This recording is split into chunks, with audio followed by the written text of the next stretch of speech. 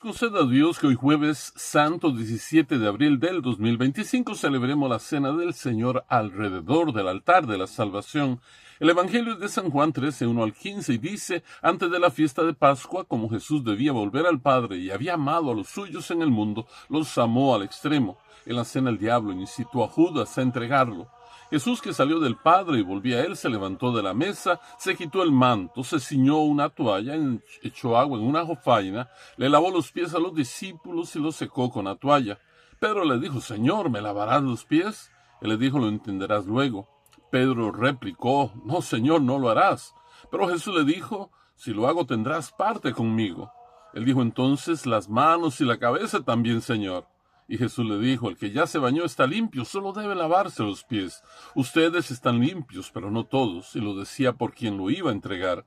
Luego de lavarle los pies, se puso el manto, volvió a la mesa y dijo: ¿entienden lo que hice? Me llaman maestro y señor, y lo soy. Y si yo, siendo maestro y señor, les lavo los pies, háganlo ustedes mismos. Les di el ejemplo para que hagan lo mismo. Palabra del Señor. Contaba el padre Ronald Johnson la historia de dos monaguillos. Uno ayudaba en la misa en una iglesia de una pequeña villa europea. Ambos lo hacían hace ya muchos años. Estaba nervioso, ya que servía con un sacerdote de muy mal temperamento y muy poca paciencia, lo cual no iba con el oficio que desempeñaba. Al pobre, de tanto nerviosismo, le temblaban las manos y se le cayó la botellita del vino, que se hizo añicos en el piso. El sacerdote, en una actitud más anticristiana que un ministro de Dios pudiera tener, y esto es muy triste decirlo, le dio en la cara al pobre niño mientras le gritaba: no sirves para nada, vete y nunca vuelvas. Pálido, llorando y lleno de vergüenza, el niño se quitó allí mismo las vestimentas, las tiró al suelo y se fue del templo y de la iglesia para siempre. Dicho niño se convertiría en un líder ateo comunista y rigió muchos años con crueldad los destinos de la llamada Yugoslavia en aquellos tiempos, causando la muerte de miles. Su nombre: Josip Broz Tito.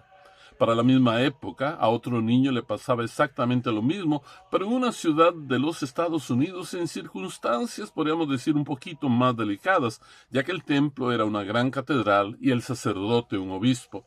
Al oír el sonido de la botellita haciéndose añicos en el piso, el obispo se dio la vuelta y miró al monaguillo, que temblaba a su lado y no levantaba la vista, esperando el enojo del cura, pero éste le sonrió con dulzura y le dijo: tranquilo, está bien, los accidentes pasan. Más tarde, después de la misa, antes de irse, se le quedó mirando y le dijo: tengo la sensación de que un día vas a ser sacerdote. Sus palabras fueron proféticas. Aquel niño se convertiría en sacerdote y luego en obispo, en el arzobispo Fulton Sheen, famoso por su bondad, su buen humor y por sus mensajes que daba en la televisión, especialmente en la serie Vale la pena vivir. Fue declarado beato por el Papa Francisco en el año 2019 y solo se espera un milagro para que se le nombre santo. Iniciamos hoy el Triduo Pascual, los 3 días más importantes de nuestra fe, donde celebramos 3 milagros que Dios le concede a la Iglesia. El más grande lo menciona la lectura de Corintios de la Santa Misa. Por la acción y gracia del Espíritu Santo, el pan se convierte en el cuerpo de Cristo y el vino se convierte en la sangre de Cristo. El segundo milagro se da cuando Dios toma a hombres pecadores de en medio de su pueblo y los transforma en instrumentos de sus bendiciones a través del sacramento del sacerdocio. Oremos por ellos todos los días. El tercer milagro, también muy importante, es el llamado al servicio que Dios hace a todos los cristianos para que ayudemos a construir el reino de Dios, sirviéndole a Él a través de nuestros hermanos. En el ejemplo de lo que le pasó a quien sería el futuro arzobispo Fulton Sheen, se dio todo lo que debe darse en la Santa Misa y en la vida diaria de todos los cristianos. Dios está presente siempre, realizando la obra. Tenemos un sacerdote, un obispo, que le mostró compasión a quien lo necesitaba, y un niño que servía con amor, sencillez y humildad, como debemos hacerlo siempre todos los cristianos. Aprendamos de ellos. Les deseo un provechoso Triduo Pascual. Se despide su hermano, el padre Fernando Guillén. Hasta mañana. Dios primero. Amén.